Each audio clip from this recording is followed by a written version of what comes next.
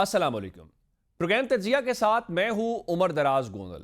सूबों के मामले के ऊपर अब हुकूमत के अपने वजीर जो मामला मोहसिन नकवी साहब के बयान के साथ शुरू हुआ और उसके बाद अलीम खान की एंट्री हुई। अब मुस्तफ़ा कमाल तसलसल के साथ इस पर बात कर रहे हैं और वो ये कह रहे हैं कि सूबे बनेंगे और उसके अलावा मुख्तलिफ जो मुबाहिसे हैं वो भी होते हुए दिखाई दे रहे हैं। इससे पहले हमने देखा कि राना सनाउल्लाह ने जवाब दिया और वो कह रहे थे कि अगर ऐसा कोई मामला आया तो पार्लियामेंट में आना चाहिए, काबीना में आना चाहिए, जिसका जवाब मुस्तफ़ा कमाल ने दे दिया कि पहले भी तो तरामीम आई, कितनी को इसके ऊपर आपने बहस मुबाहिसा किया। लेकिन आज हैरान कुन तौर के ऊपर तो नहीं कहना चाहिए, as expected Pakistan People's Party ने इस हवाले से सूबों को लेकर अपनी पोजीशन वाजे की है और पीपल्स पार्टी खुलकर कह रही है कि सिंध में किसी किस्म की कोई तकसीम को वो कबूल नहीं करेंगे। लेकिन बुनियादी सवाल यह है कि अगर इंतजामी बुनियाद के ऊपर सूबे बनने हैं तो क्या सिर्फ पंजाब और खैबर पख्तूनख्वा बलूचिस्तान में फिर बात होगी? अगर सिंध के अंदर ऐसा कुछ नहीं होता तो बाकी मुल्क के अंदर उसको कैसे कबूल किया जाएगा? और अगर सिंध के अंदर होता है तो वो कैसे नाफिजुल अमल किया जाएगा, उसको कैसे काबिल कबूल बनाया जाएगा? ये इंपॉर्टेंट मामला है। दूसरा, आज अडयाला जेल के जो सुपरिटेंडेंट है उन्होंने सुप्रीम कोर्ट में कल जो अहम केसेस की समाअत होनी है खासकर इमरान खान से मुतालिक, उसमें अपनी रिपोर्ट जमा कराई है और उसमें उन्होंने इस बात को तस्लीम किया है कि इमरान खान के ब्लड प्रेशर का इशू आ रहा है। उसके अलावा एंग्जाइटी रिपोर्ट की गई है। गो के पीटीआई से पहले खुद भी इन खबरों की तरदीद कर रही थी जिसमें बैरिस्टर गौहर खान पार्टी की चेयरमैन सरे फहरिस्त थे। अब क्या पीटीआई को भी पता नहीं था? और अगर हुकूमत अब जब मान रही है कि उनके मुख्तलिफ चेकअप्स किए गए हैं तो उनकी फैमिली को इन्फॉर्म क्यों नहीं किया गया? और क्या अब इस रिपोर्ट की बुनियाद के ऊपर जो तहरीक इंसाफ ने इस हवाले से मुतालबा किया है, उनके जो सेक्रेटरी इत्तलात हैं उन्होंने भी कहा है कि बड़ा वाज़ेह मुतालबा है कि इमरान खान को न सिर्फ शिफा इंटरनेशनल हॉस्पिटल मुंतकिल किया जाए बल्कि उनके जाती मौलिद डॉक्टर आसिम यूसुफ और डॉक्टर फैसल सुल्तान तक उनको एक्सेस दी जाए। तो क्या सुप्रीम कोर्ट के जरिए कोई इस किस्म का ऑर्डर आ सकता है?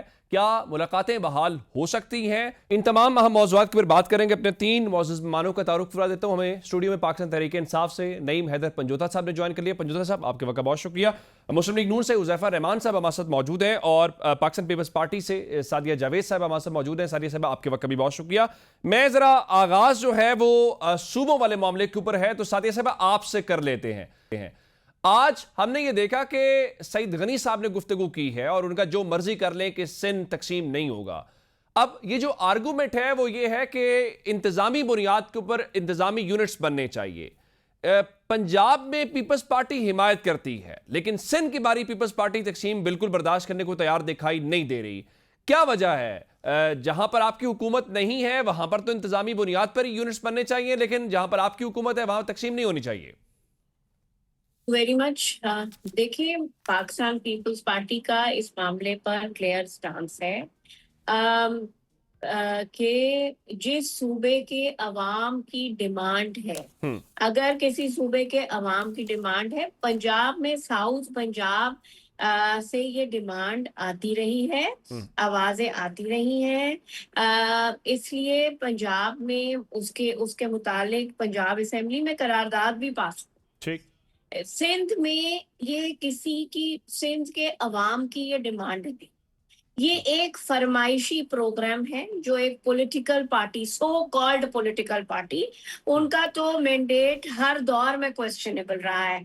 मैं एमक्यूएम की बात कर रही हूँ, उनके लीडर्स की ये फरमाइशी प्रोग्राम उनका, और के सिंध तकसीम कर दिया जाए या कराची को वफाक के हवाले कर दिया जाए। तो इसलिए हम ये बात करते हैं कि ना सिंध तकसीम हुआ है ना सिंध तकसीम होगा, इसलिए कि यहाँ की अवाम की डिमांड नहीं है। अच्छा, मैं आपको यहाँ रोकते हुए, जब आप अवाम की बात कर रहे हैं तो अगर आप अवाम के नुमाइंदे हैं तो जाहिर है एमकेएम भी नुमाइंदगी कर रही है। वो भी कहते हैं कि हमारे पास कराची का मैंडेट है, तो उनकी बात अवाम की बात नहीं समझी जाएगी? देखिए, उनके पास जिस तरह का मैंडेट है ना, वो मुझे पता है, मैं इस शहर में रहती हूँ। उनके पास पहले भी जिस तरह मैंडेट रहा है 88 के बाद, और आज भी 2024 के भी इलेक्शन में जिस तरह उन्हें मैंडेट दिलाया गया है, ये हम सब जानते हैं, तो इस पे कोई बहस नहीं है। ये सिर्फ पॉलिटिकल स्टंट है। हमेशा से मैं बचपन से पल के बड़ी हो गई, सूबा बना दो, कभी मुल्क बना दो, कभी वफाक के हवाले कर दो, कभी सूबा बना दो।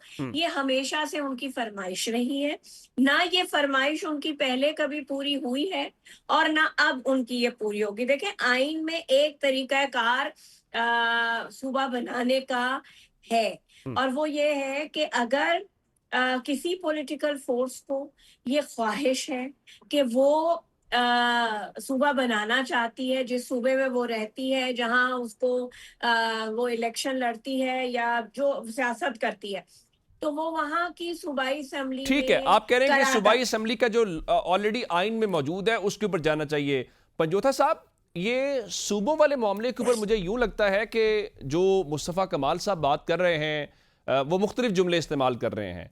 पाकिस्तान चलाने वालों को एहसास हो गया है, या वो कहते हैं कि देखें पहले भी तरमीम आई ना, तो आखिरी लम्हे आई, ये भी तरमीम आ जाएगी। मुझे यूं लग रहा है कि इस मामले के ऊपर जो सूबे बनाना चाहते हैं, अलीम खान साहब हो गए, मुस्तफ़ा कमाल साहब हो गए, या वज़ीर दाखिला साहब हो गए, क्या पीटीआई भी इनके साथ सेम पेज के ऊपर है सूबों वाले मामले के ऊपर? बहुत शुक्रिया उमर दराज साहब, आपने मौका दिया।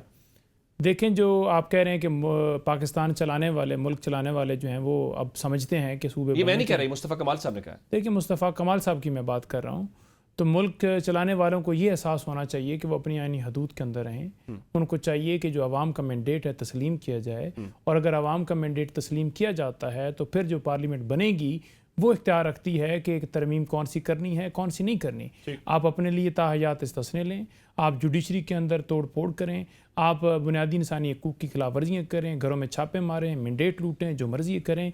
इस चीज़ से आपके मुल्क के अंदर ना सियासी इस्तेकाम आया है, ना आपके मुल्क के अंदर मईशत कंट्रोल हुई है, ना आपके मुल्क के अंदर दहशत गर्दी कंट्रोल हुई है, ना आपके मुल्क के अंदर लॉ एंड ऑर्डर की सूरत हाल कंट्रोल हुई है, ना आपके मसाइल हल हुए हैं और ना ही आपके मसाइल हल होंगे। तो इसका वाज़ह हमारा मौक़िफ़ ये है कि जो लिजिटिमेट पार्लियामेंट है उसके पास किसी भी तरमीम के इख्तियार है, और ये तरमीमों से मुल्क ठीक नहीं होते। मुल्क ठीक होते हैं मुल्क के अंदर कानून हो, इंसाफ हो, रूल ऑफ लॉ हो। सूबे बनने चाहिए, रूल ऑफ लॉ हो ना, तो फिर जो पार्लियामेंट आएगी वो बना लेगी। हमारे लीडर ने ये कहा कि बिल्कुल, देखिए हमारे लीडर ने कहा कि बिल्कुल इंतजामी यूनिट्स बनने चाहिए, लेकिन ये जो पार्लियामेंट तरमीम करने जा रही है, इस पार्लियामेंट के पास इख्तियार नहीं है किसी किस्म की तरमीम का। तो इनकी कोई भी तरमीम को हम सपोर्ट नहीं करेंगे जो पहले इन्होंने तरमीमें की हैं। या मैं आपके सामने एक मिसाल रख देता हूँ कि इस्लामाबाद कोई जो है वो कोई इतना बड़ा शहर तो नहीं है कि जिसको कंट्रोल करना जो है, यहाँ ही 3 हल्कों का इलेक्शन ठीक करा देते, यहाँ लॉ एंड ऑर्डर की सूरत हाल ठीक हो जाती, यहाँ कोई मसाइल हल हो जाते। यहाँ देखें, आप समझते हैं कि दहशत गर्दी जो है वो तकसीम करेंगे तो ख़त्म हो जाएगी, महंगाई जो है वो ख़त्म हो जाएगी। सूबों के तकसीम का मसला आता है कि आप वहाँ के लोग जो हैं, यानी मैक्सिमम जो दूर दराज के इलाके हैं, उनके पास भी वसाइल पहुँचें, उनके पास उनके मसाइल हल जो हैं वो आसानी से हो सकें। लेकिन बेसिक मसला ये है कि पाकिस्तान में इंसाफ नहीं, कानून नहीं है, आपके मुल्क के अंदर सरमायाकारी नहीं आएगी। ये आर्गुमेंट रूल ऑफ लॉ वाला तो अपनी जगह पे हर टाइम ही वैलिड रहेगा ना। नहीं, तो इससे फर्क नहीं पड़ेगा। आपने पंजाब में, जनूबी पंजाब सूबे को पीटीआई सपोर्ट करती रही है, फिर आपकी जहां भी हुकूमत है वहां पे हजारा सूबे के हवाले से पहले भी करारदाद मंजूर हुई, इस असेंबली ने भी करारदाद मंजूर की है। तो मैं ये पूछना चाह रहा हूं कि अगर आप करारदाद भी मंजूर कर रहे हैं और जब सूबे बनने की बात हो रही है, तो इस पूरी पोजीशन के ऊपर, क्या इस बुनियाद के ऊपर, चूंकि शहबाज शरीफ साहब वाली पार्लियामेंट कर रही है तो हमें कबूल नहीं है, वैसे हमें सूबे कबूल है? बिल्कुल जी, शहबाज शरीफ साहब की पार्लियामेंट कर रही है, कबूल नहीं है। वैसे हम समझते हैं कि इंतजामी यूनिट्स होने, अगर ये इतने मौक़िफ़ वाले हैं तो सबसे पहले इनको कहें कि आप अपने सूबे के अंदर इलेक्शन करा दें। बलदियाती इलेक्शन आप क्यों नहीं करा रहे? इसलिए नहीं करा रहे क्योंकि आप इख्तियारात देने चाहिए और आप एक्सपोज हो जाएंगे कि आवाम ने आपको वोट नहीं दिया। दूसरी ये चीज़ है, देखें, इन तरमीमों से मसले नहीं हल होंगे, मसला होगा पॉलिटिकल इस्तेकाम से, अवामी मैंडेट को तस्लीम। देखिए, एक शख्स सरमायाकारी आपके मुल्क के अंदर क्यों करेगा जब उसे पता होगा कि मेरी दौलत, मेरा पैसा, मेरा सरमाया महफूज ही नहीं है? वो भागेगा। आपके मुल्क से 150 इंडस्ट्रियलिस्ट क्यों छोड़कर मुल्क को चले गए? इसलिए चले गए क्योंकि उन्हें पता है कि यहाँ कानून नहीं है। इधर से बिजली का बिल आ रहा है, उसकी कोई जांच पड़ताल नहीं है, गैस का बिल आ रहा है, फलाना आ गया डिपार्टमेंट, उसने सील कर दिया। मेरे एक दोस्त है इधर F6 के अंदर, उसने होटल बनाया, उसने कहा जी मैं 18 लाख रुपया सिर्फ एक किराया देता हूँ 1 महीने का। लेकिन पुलिस वाले आए, डीसी इंतजामिया सारी साथ आई, उन्होंने आके सील कर दिया, मेरे ऊपर भी और मेरे मुलाजमीन पे पर्चा दे दिया। उन्होंने कहा जी मैं कौन सा जुर्म कर रहा हूँ, होटल सिर्फ बनाया हुआ है, खुद ही एनओसी देते हैं, खुद ही छापे मारते हैं, खुद ही सील कर देते हैं। तो ये पूरे मुल्क के अंदर ये सूरत हाल है। तो इस कब्जे से जब तक जान नहीं छूटेगी, इंसाफ नहीं होगा, तब तक मैं नहीं समझता। आप कह रहे हैं अच्छा, मैं सादी साहब आपसे ये जानना चाहता हूं कि जब हम सूबों की तरफ बिल्कुल इस डिबेट को निगेट, खासकर पीपल्स पार्टी के जो आपने स्टांस रखा है, या तो हम ये कहें कि ऑलरेडी जो गवर्नेंस का मॉडल है वो बहुत परफेक्ट है, वो बहुत डिलीवर कर रहा है, बिलखुसूस कराची को लेकर पीपल्स पार्टी पर बहुत तनकीद होती है। आपके हामी से मुराद ज़ाहिर आपके इत्तेहादी हैं मुस्लिम लीग नून वाले, वो भी आपको आज़ाद कश्मीर के इलेक्शन के अंदर ताने मारते रहे हैं कराची को लेकर। या तो हम कहें कि बल्दियाती निज़ाम इतना मौसर है, इतने शानदार तरीके से हम विफाक से पैसे लेते हैं, उसी तरह से उसको डिस्ट्रिक्ट के लेवल के ऊपर लेकर जाते हैं और 18वीं तरमीम में कोई मसला नहीं है, फिर तो समझ आती है। अगर इश्यूज मौजूद हैं फिर उन इश्यूज को एड्रेस कैसे करना है? देखिए क्या आपने जैसे कहा कि जी कराची के मसाइल हैं, तो क्या पूरे बाकी पाकिस्तान में दूध और शहद की नहरें बह रही हैं? ठीक। क्या पंजाब में दूध और शहद की नहरें बह रही हैं? इस्लामाबाद में जो है वो डोर स्टेप पे हर चीज मैसर कर दी गई है। मैं इस बात से बिल्कुल इत्तेफाक करती हूँ कि पाकिस्तान के पूरे पाकिस्तान में गवर्नेंस के इशू हैं जिसको एड्रेस होना चाहिए, लेकिन उसका हल ये नहीं है कि आप सूबे बना दें।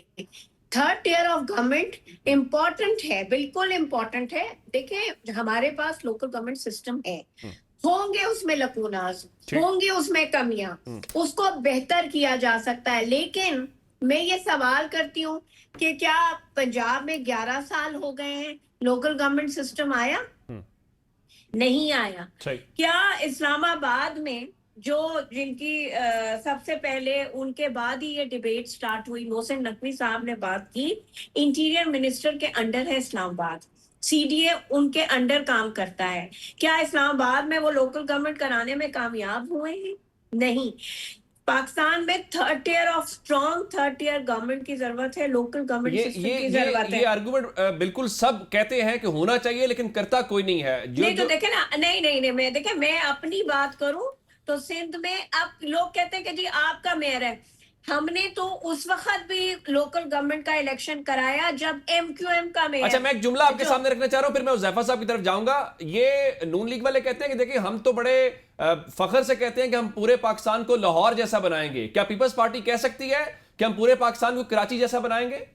एक तो पहली बात ये कि पूरा लाहौर पंजाब नहीं, इनको तख्ते लाहौर से निकालें पहले तो। ठीक, पंजाब बहुत बड़ा है, उस पूरे पंजाब के जो हालात हैं वो मुझे भी पता है और आपको भी पता है। चंद सड़कें सजाने से पंजाब का काम सारा पंजाब में दूध और शहद की नहरें नहीं बह रही। सबब में पंजाब में क्या सूरत हाल है मुझे भी पता है, आपको भी पता है। सोशल मीडिया मतलब बहुत सारी चीजें गलत भी होंगी लेकिन सारी चीजें गलत भी नहीं है। देखिए जहां तक कराची की बात करते हैं या हुकूमत सिंध की बात करते हैं कि आपने क्या दिया, देखिए हमने एक तो पहली बात ये कि जो ताना देते हैं ना 17 साल से आपकी हुकूमत है, तो 40 साल से पंजाब पे आपकी हुकूमत है। 88 के बाद आप ही हुक्मरान हैं। परवेज मुशर्रफ के दौर में भी जो मुस्लिम लीग काफ थी वो आप ही के लोग थे और आज वो आपके। वेरी राइट, आपने जरा अपना मौके पर पीपल्स पार्टी के रखा। मैं हुज़ैफा साहब को जरा ऑन बोर्ड देना चाह रहा हूं। हुज़ैफा साहब मुझे ये बताइए कि ये जो सूबों वाली बहस है, राना सनाउल्लाह साहब कहते हैं जी देखिए अवाम में कोई पजीराई नहीं हुई, ना हमसे कोई बात की गई है।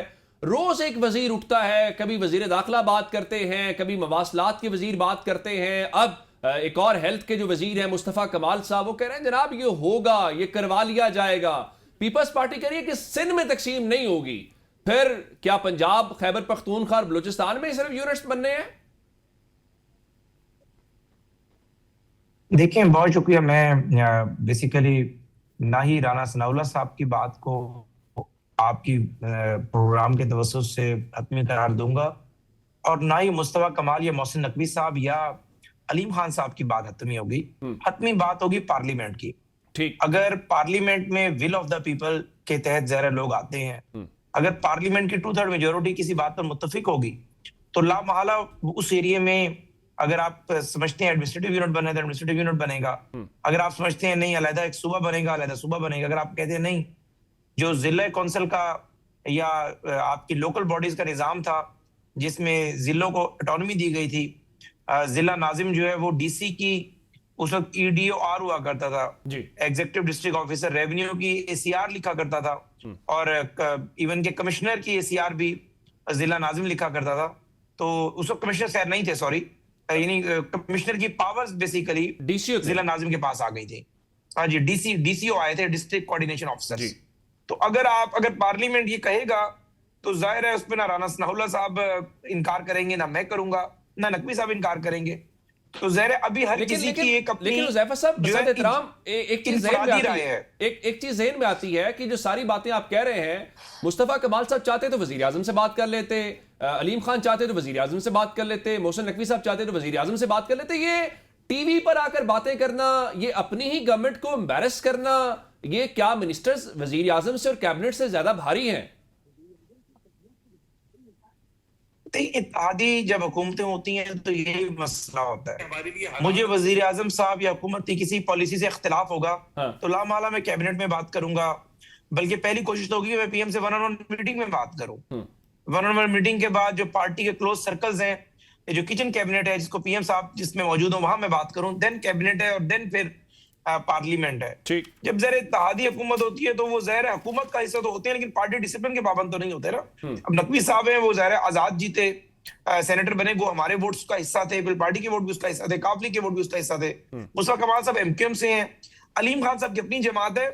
तो अच्छी बात तो आपने बड़ी प्यारी की है कि अच्छा हो कि वजीर आजम साहब के सामने बातें करें और जो भी नुक्ता जो है वो सारे मुत्तफिक हो जिस नुक्ते पे, वो नुक्ता सामने आना चाहिए, ना कि ये कि सुबह कोई वजीर कुछ बात करे, शाम कुछ करे। बिल्कुल आप जैसे फिर दोस्तों को बात करने का मौका भी मिलता है। इन प्रिंसिपल तो मैं आपसे एग्री करता हूं, लेकिन चूंकि ज़ाहिर में से कोई वजीर ऐसा नहीं है जो नून लीग के का हिस्सा हो, तो मेरे ख्याल से नून लीग के अगर वजीर कोई बात करते तो हम पार्लियामानी पार्टी में इसको लेकर जाते, डिसिप्लिनरी एक्शन भी लेते और कहते कि वाकई ये बात पीएम से बराह रास्त करें आप, या पार्टी मीटिंग्स में करें।